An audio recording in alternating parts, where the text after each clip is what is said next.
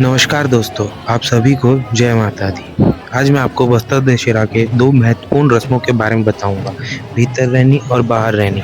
बस्तर दशहरा की 2 महत्वपूर्ण रस्में हैं। यहाँ आदिवासी समुदाय के लोग रथ को कुम्हड़ाकोट ले जाते हैं, उसे भीतर रैनी कहते हैं। फिर उसी रथ को वापस राजमहल ले आते हैं, उसे बाहर रैनी रस्म कहते हैं। यह रस्म इसलिए निभाई जाती है ताकि राज परिवार के सदस्य ग्रामीण के साथ नई फसल यानी नवाखानी का त्योहार मना सकें और ये सुनिश्चित हो सके कि वे दशहरे के दौरान राजा द्वारा दिए गए वादे निभाते हैं। तो चलिए हम इन रस्मों को अच्छे से समझते हैं। सबसे पहले भीतर रैनी। भीतर रैनी विजयदशमी की रात माड़िया जनजाति के लोग रथ को जगदलपुर के सिरासार भवन से चुराकर कुम्हड़ाकोट के जंगल में ले जाते हैं।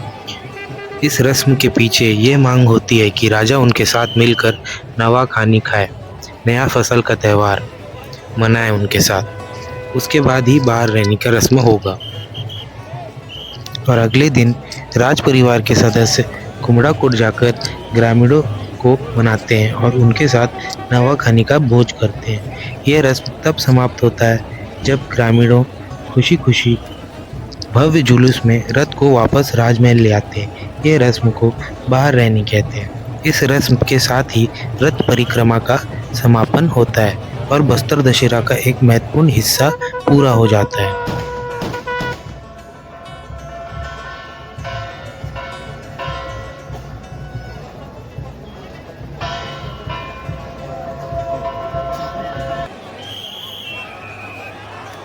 75 दिनों तक चलने वाली विश्व प्रसिद्ध बस्तर दशहरे की वैसे तो सभी रस्में अपने आप में महत्वपूर्ण हैं, लेकिन ये ऐसा रस्म है जिसमें ग्रामीण लोग राजा को सजा देते हैं।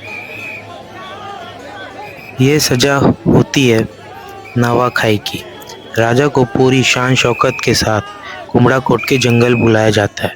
फिर कुटिया में बैठाकर नया चावल से बनाया गया खीर को खिलाकर बाहर रहने की रस्म अदा की जाती है, जिसके बाद विजय रथ को लौटाया जाता है।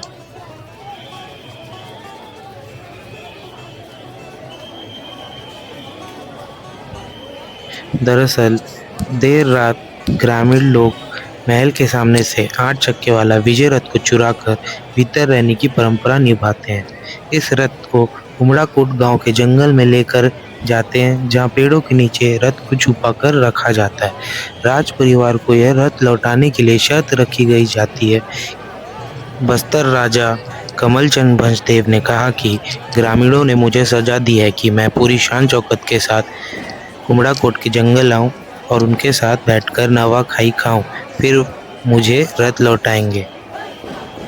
नवाखाई की रस्म में बस्तर के असंख्य देवी देवता शामिल होते हैं। बस्तर की आराध्य देवी मां दंतेश्वरी को भी भोग लगाया जाता है।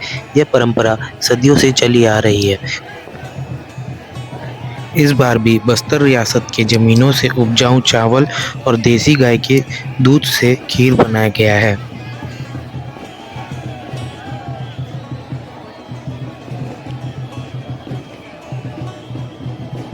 तो चलिए जानते हैं आखिर रथ की चोरी कौन लोग करते हैं। सालों से चली आ रही परंपरा के अनुसार बस्तर के किलेपाल बास्तानार समेत 55 गांव के माड़िया समुदाय के सदस्य ही रथ की चोरी करते हैं। इस रथ को कुम्हड़ाकोट के जंगल में छिपाकर रखा जाता है। कमलचंद भंजदेव ने बताया कि ग्रामीणों ने 617 साल पहले सजा के तौर पे राजा को पूरी शान शौकत हाथी घोड़ा के साथ कुम्हड़ाकोट बुलाया था। नवाखाई खाने के बाद ये ग्रामीण पूरे सम्मान के साथ रथ को खींचकर वापस फिर से राजमहल के सामने लाकर खड़ा करते हैं। रथ के आगे राजा चलते हैं और पीछे ग्रामीण रथ को खींचते हैं। तब से परंपरा चली आ रही है। बाहर रहने की इस परंपरा को देखने के लिए हजारों लाखों लोगों की भीड़ उमड़ पड़ती है। जब कुम्हड़ाकोट से रथ वापस लाया जाता है, तब तो आतिशबाजी के साथ राज परिवार के सदस्य रथ का स्वागत करते हैं।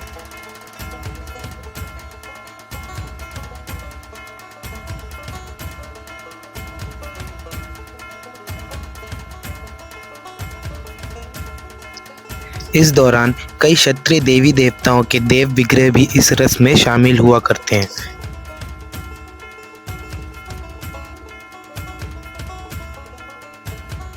इस 2 मंजिला विजय रथ को सैकड़ों ग्रामीणों ने मिलकर खींचते हैं और जब ये रथ शहर के अंदर पहुंचता है तो शहर की सारी लाइट गोल कर दी जाती है। छत्तीसगढ़ के बस्तर क्षेत्र में मनाया जाने वाला बस्तर दशहरा अपने विशेष स्वरूप के कारण प्रसिद्ध है। बस्तर का दशहरा दुनिया का सबसे लंबा समय तक चलने वाला लोक पर्व माना जाता है। अपनी अनोखी संस्कृति की वजह से बस्तर वैश्विक स्तर पर हमेशा चर्चे में रहा है। इसमें दंतेश्वरी देवी की पूजा अर्चना की जाती है। जगदलपुर के दंतेश्वरी मंदिर में विशेष पूजा कार्यक्रम किया जाता है। 608 साल पुरानी इस परंपरा के साथ शुरू हुआ दुनिया का सबसे बड़ा लोक पर्व।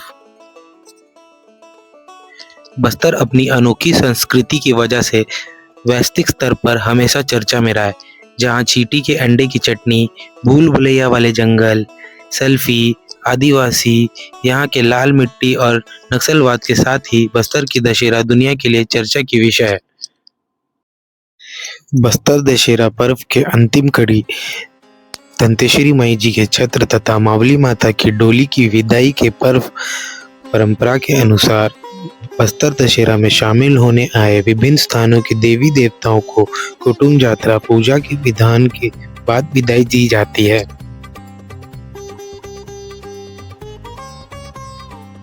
कई लोग विजयदशमी और दशहरा को एक ही समझते हैं, लेकिन इन दोनों में एक बहुत ही बड़ा अंतर है जिसे जानना जरूरी है।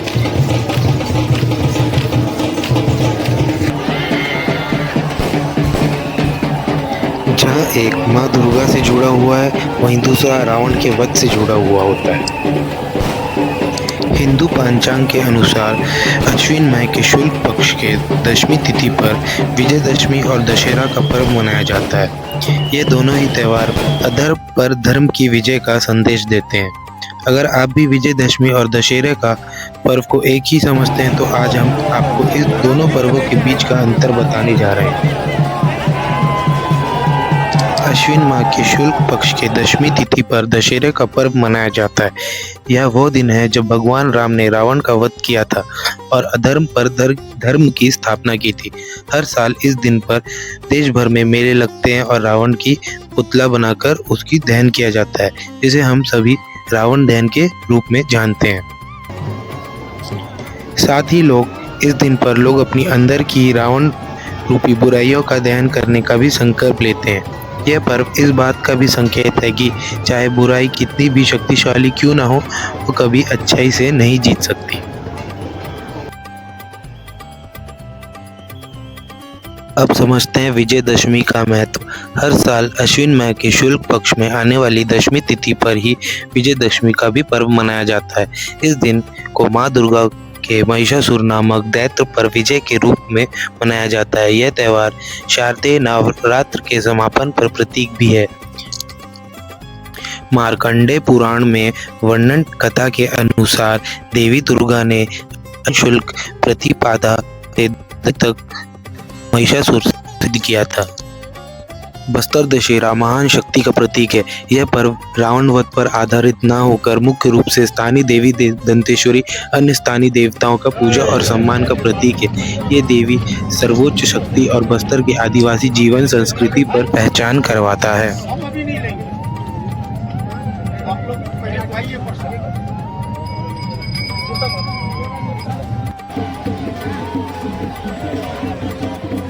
बस्तर दशहरा में देवी दंतेश्वरी की पूजा और उनकी प्रति श्रद्धा मुख्य होती है।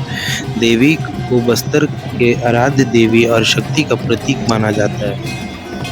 यह त्यौहार सिर्फ एक धार्मिक आयोजन नहीं, बल्कि बस्तर की संस्कृति, पहचान और जनजातीय जीवन शैली का एक जीता जागता प्रतीक है।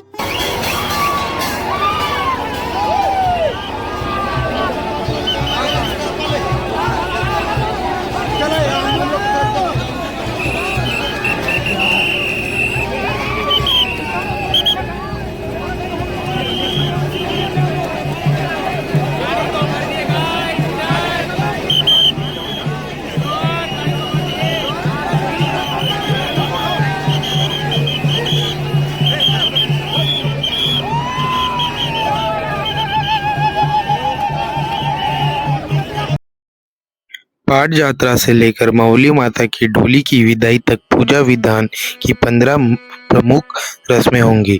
बस्तर की संस्कृति के इस अनूठे बस्तर दशहरा पर्व में सभी वर्ग, समुदाय, जातियों का योगदान महत्वपूर्ण होता है। बस्तर दशहरा 1408 में राजा पुरुषोत्तम देव की पुरी में रथपति की उपाधि मिलने से शुरू हुआ था और यह 75 दिनों तक चलने वाला एक अनोखा और लंबा उत्सव है, जिसे दुनिया का सबसे लंबा उत्सव भी माना जाता है। उत्सव की मुख्य परंपराओं में विशाल रथों का निर्माण, विभिन्न देवी देवताओं का जुलूस और पारंपरिक रस्में भी शामिल होती है। देवी की आराधना, विशाल रथ यात्रा, तांत्रिक अनुष्ठान और जन भागीदारी से जुड़ा यह पर्व बस्तर की संस्कृति, आस्था और आत्मा की जीवित रूप में प्रस्तुत करता है। ये केवल एक धार्मिक आयोजन नहीं, बल्कि सामाजिक समरसता और जनजातीय विरासत का उत्सव है, जो बस्तर को पूरे देश में विशिष्ट पहचान दिलाता है। बस्तर दशहरा की शुरुआत हरेली अमावस्या से होती है और 13 चरणों में समापन होता है, जिसमें प्रमुख आयोजन जैसे पाठ यात्रा, कलश स्थापना, रथारोहण, मावली परगाव और अंत में बरहमदेव विदाई शामिल होती है।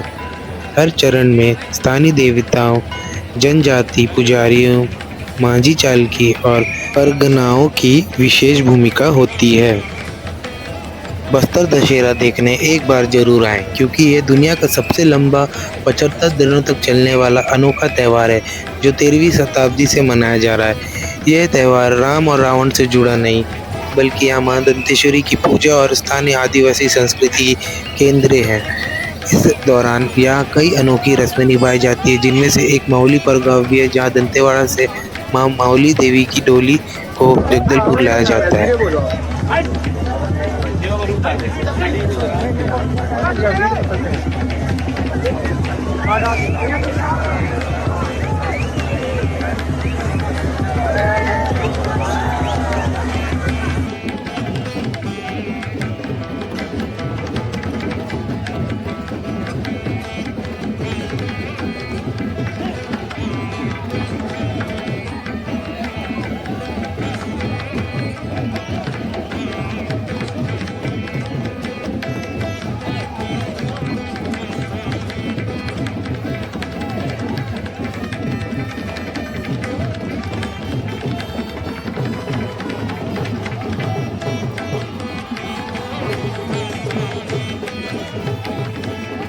इस उत्सव के अंतिम चरण में मुरिया दराव का आयोजन किया जाएगा, जहां विभिन्न गांवों के मांझी और प्रतिनिधि अपनी समस्या राजा के सामने रखते हैं और राजा उन समस्याओं का हल निकालते हैं।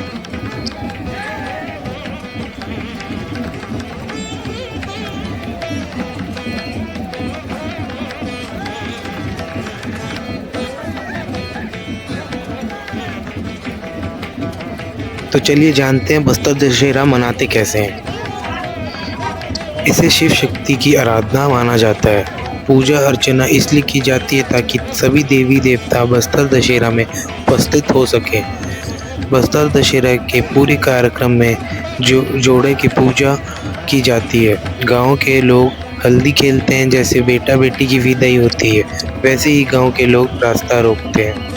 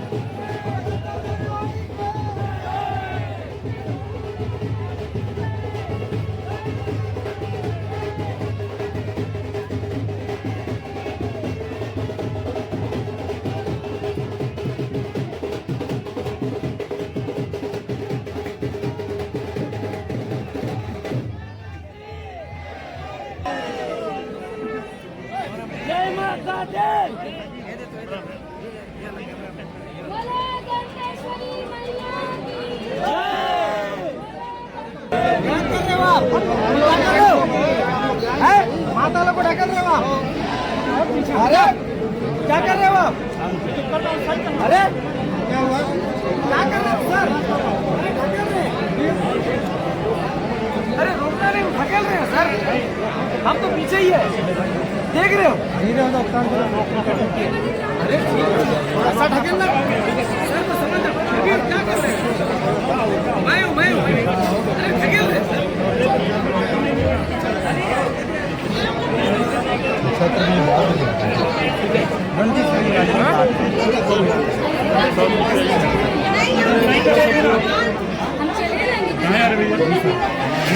कौन है भैया? ये बताइए कौन है भैया? हेमंत तरपाल यूट्यूबर हूँ।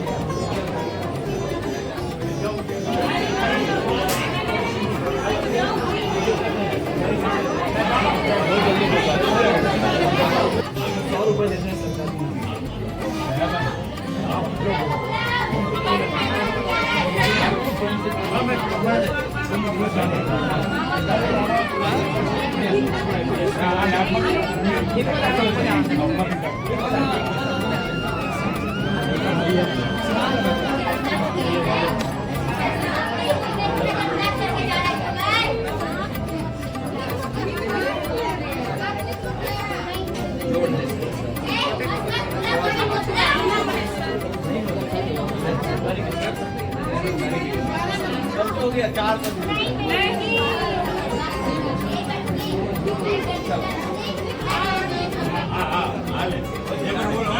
400 सांसद जी का हो गया